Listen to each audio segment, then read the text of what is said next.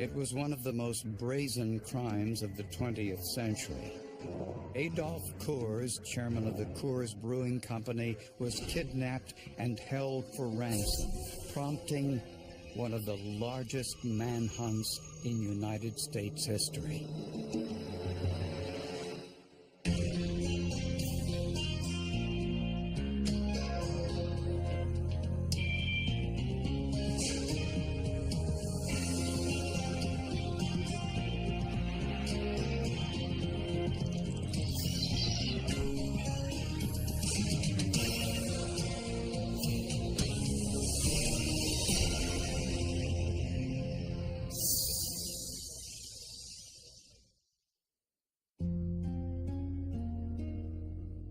The name Coors is one of the most recognized in America.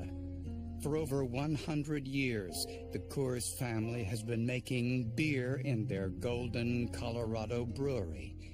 They've been very successful and grown very wealthy. The Coors Brewery is the 5th largest brewery in the world. They have 10 breweries in 3 different countries and employ over 11,000 people. And they actually make over 1 billion gallons of beer annually. In 1960, the founder's grandson, Adolf Hermann Joseph Coors III, was the company chairman. On the morning of February 9, 1960, as was his custom, Adolf Coors got into a station wagon and began his journey from his home to the brewery 12 miles away in Golden, Colorado. But he never arrived. He had left home at 8 o'clock. His wife had said that he left in a good mood, had appointments at the brewery.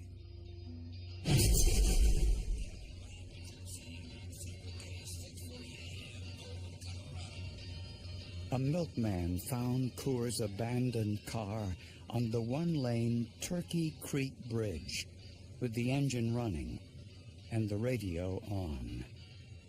So then they knew that he was missing. He was somewhere. They didn't know where. When investigators arrived, they found a large blood stain in the dirt. In the creek below, they found a lens from Adolf Coors' glasses and 2 hats, Adolf Coors' baseball cap and a brown fedora. Somebody heard some noises down there, which they associated with maybe a gunshot, because it was an area where people hunted quite a bit. The sheriff's department issued an all-points bulletin for Coors, but no one reported seeing him. The next morning, his wife received this typed letter in the mail. Mrs. Coors, your husband has been kidnapped. His car is by Turkey Creek. Call the police or FBI, he dies. Cooperate, he lives. The kidnappers demanded $500,000 for Adolf's safe return. We have no desire to commit murder. All we want is that money. The kidnappers told Mrs. Coors they'd tell her later where to take the money. Deliver immediately after receiving call. Any delay will be regarded as a stall to set up a stakeout. If you follow the instructions, he will be released unharmed within 48 hours after the money is received. The letter was unsigned. The family got the money together and waited by the telephone for instructions on where to deliver it. But the kidnappers never called.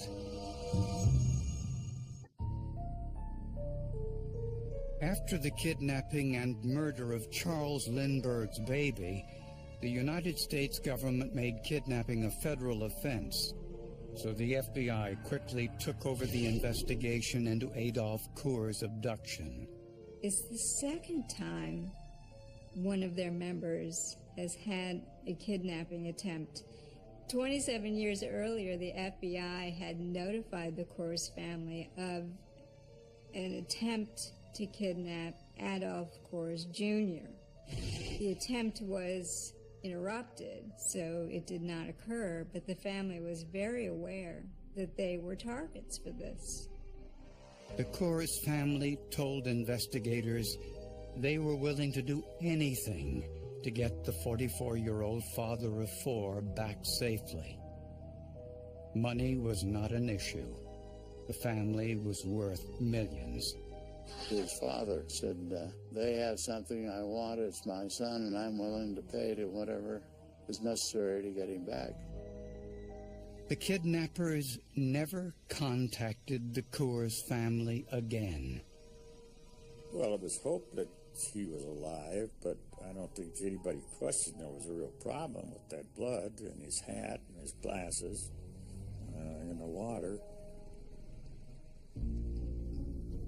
The FBI's document examiners carefully studied the typed ransom note for clues. First, they dusted the letter for fingerprints and didn't find any. But they noticed right away that the typist was proficient. The typist here leaves 2 spaces after a period. That's what you were taught to do in typing class. There don't appear to be any typos, no misstriking of the keys here. Overall, a very good job of typing. And the typeface was distinctive. The type style we're looking at here was made by a Swiss firm named CTAG. This proprietary typeface was used by 2 typewriter manufacturers, Hermes in Switzerland and the Royal McBee Company in Holland. The numerals in the ransom letter told the story. You could differentiate between the Hermes and the Royalite by the numerals. They're round numerals, so the bottom of the 5 or the bottom of the 3 come back up. They're even with the baseline of the other letters, like the M or N. So the document examiners concluded that the kidnapper used a Royalite portable typewriter. Finding it wouldn't be easy. That factory was turning out the Royalite Portable, which was a specific model sold by Royal as part of their line of portables in the late 50s and early 60s. $49.95 list, sold widely, in department stores and various other outlets throughout the U.S. And the FBI noticed one more thing. The kidnapper's typewriter had a tiny defect. The letter S was lower than all the others. So that letter S being low would be one characteristic pointing towards the work product of a particular machine. While the typewriter analysis was going on, the FBI got a number of possible leads. The most promising was from a man who saw an automobile parked near the kidnapping site. There was a man near the bridge who was guarding his mines, and he told the police that he had seen a car there. There was an early 1950s model of a Mercury sedan. And he even remembered part of the license plate number because he was afraid it was somebody who was coming out to disturb his mines. The man said he remembered the sequence. AT62 in the license. Within the greater Denver area, police found 4 Mercury sedans with AT62 in the license number. Naturally, the FBI checked all of them. But one in particular caught their attention. It was registered to a man named Walter Osborne, who bought the car just 1 month earlier. When the FBI went to Osborne's apartment in downtown Denver, it was empty. He had moved out the day after the kidnapping and left no forwarding address. His demeanor was very quiet, as I recall, very unsocial. He never got close to anybody as far as we knew or we found out. The lady that cleaned the room had indicated that she had seen some guns in the room. And in the dumpster behind the apartment, investigators found empty boxes for a pair of handcuffs and leg restraints. Agents dusted the room for fingerprints and made a startling discovery. The prints in the room matched those of a convicted killer, 31-year-old Joseph Corbett. In 1951, he had shot another man and killed him. He claimed it was self-defense, but the man had been shot in the back of the head. It's not self-defense. So he was convicted.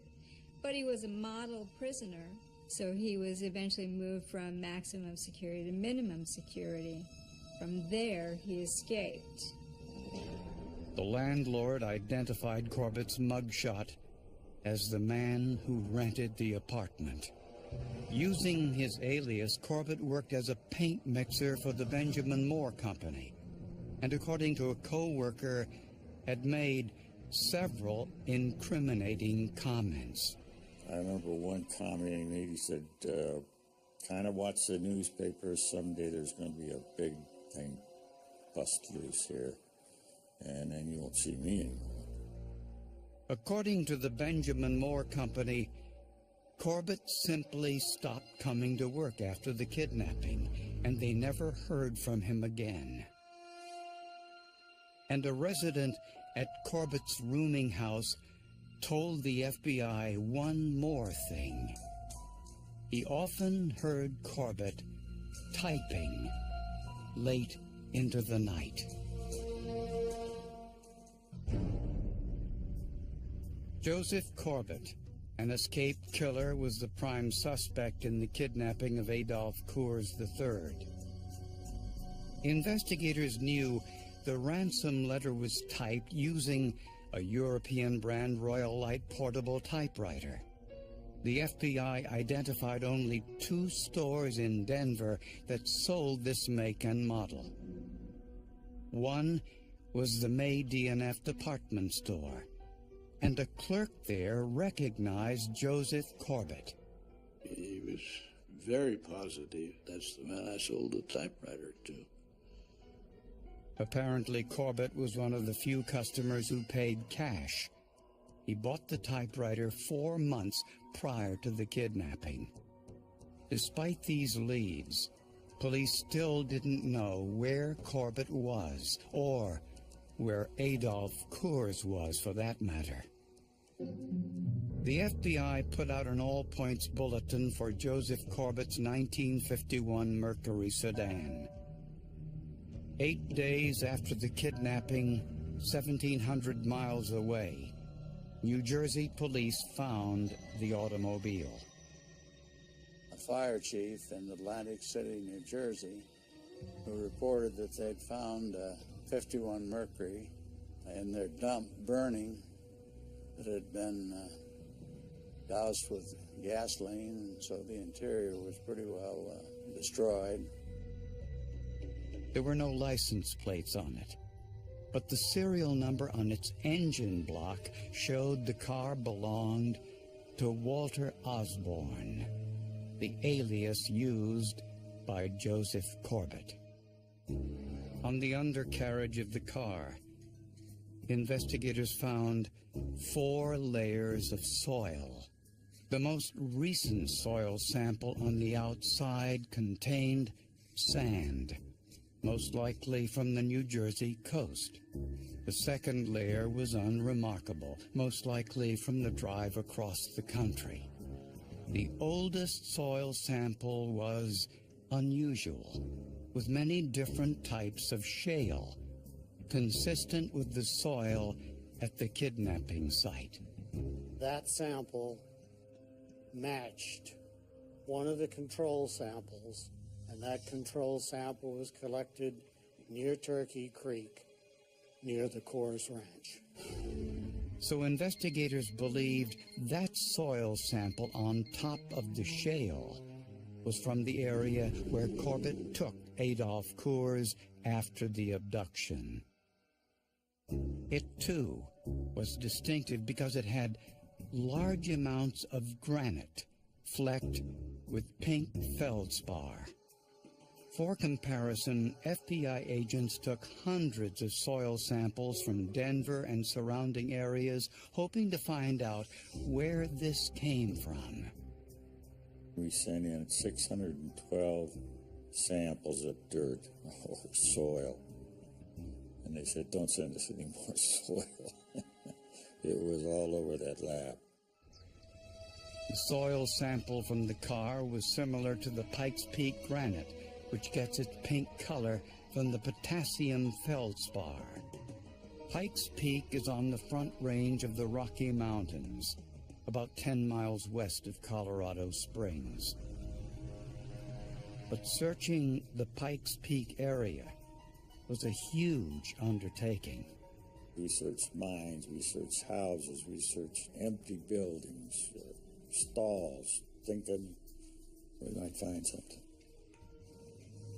8 months after the kidnapping, in an area frequented by hunters, searchers found a human skull, bones, and the clothing that Adolph Coors was wearing on the day he disappeared. They found a right shoulder blade that had two holes in it that were made, in the opinion of a pathologist, by a high-speed projectile.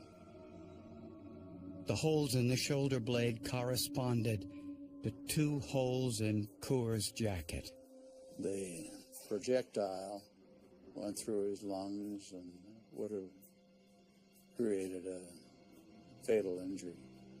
That was similar in MO to the fact that Corbett had shot his first victim in the back of the head. So that seemed to be his style, his approach.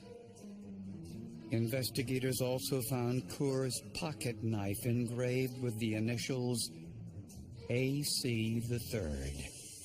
The bones were in pretty good condition. The skull was in fairly good condition, enough that they could identify through the dental records that it was Mr. Coors. Investigators knew that Joseph Corbett was the killer. All they had to do now was find him.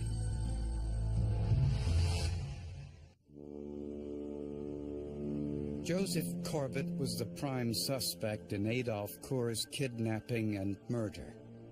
Each of the special agents. FBI Director J. Edgar Hoover called Corbett the most wanted man in America. Based on the forensic evidence, the FBI believed that Corbett planned this crime for months.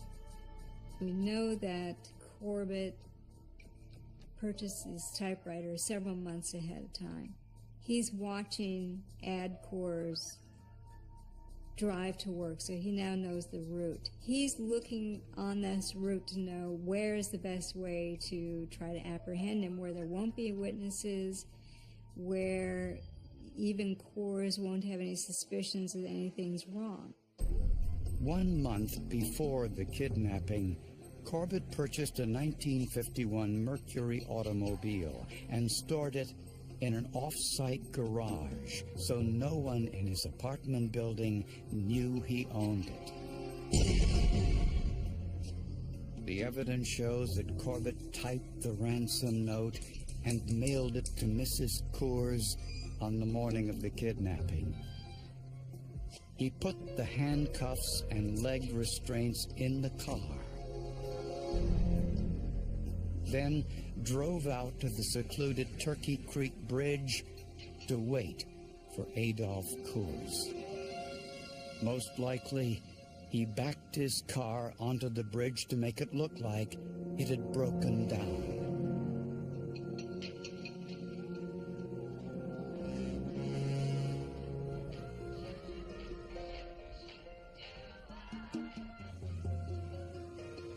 Coors got out to investigate.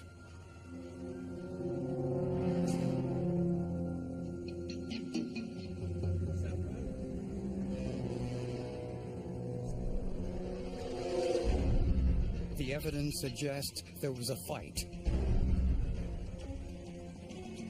and that Coors ran back to his car for cover. Corbett fired twice, hitting Coors in the back, killing him instantly. With Coors dead, Corbett may have panicked, and he abandoned his plans to collect the ransom. The geologic evidence shows that Corbett drove to the Rocky Mountains, 45 minutes away, to dump the body. It was an area he was familiar with as a hunter.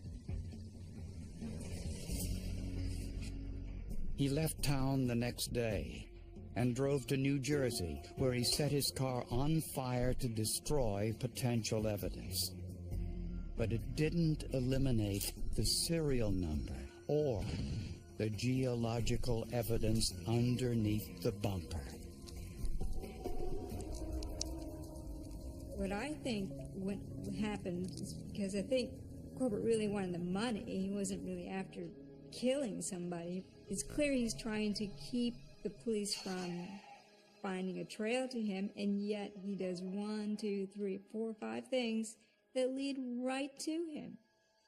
So he's careful, but he's quite limited in his awareness of what he's actually doing that is making it easier to find him.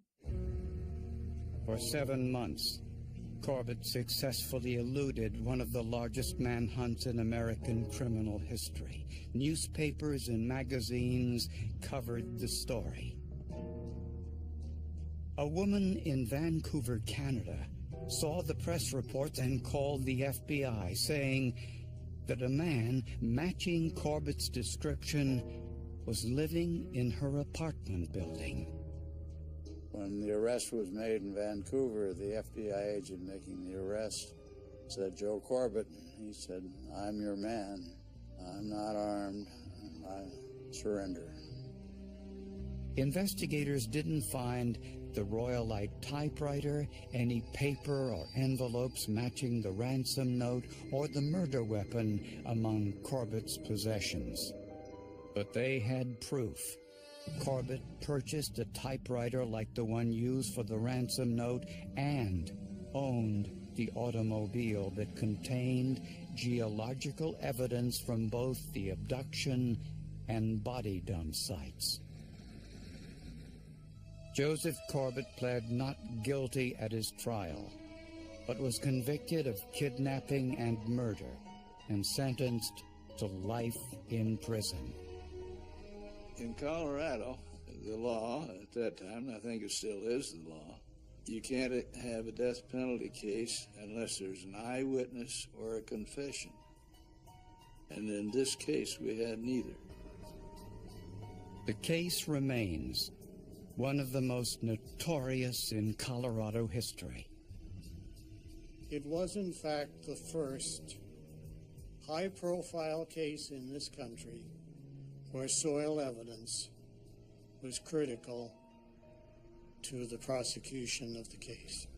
To pinpoint it to Turkey Creek Bridge and the area where the body was found. That's unique even today. So for those days, for someone to A, have thought of it, B, to have analyzed it carefully enough to prove that the car was in these two areas was really quite a feat for forensic science.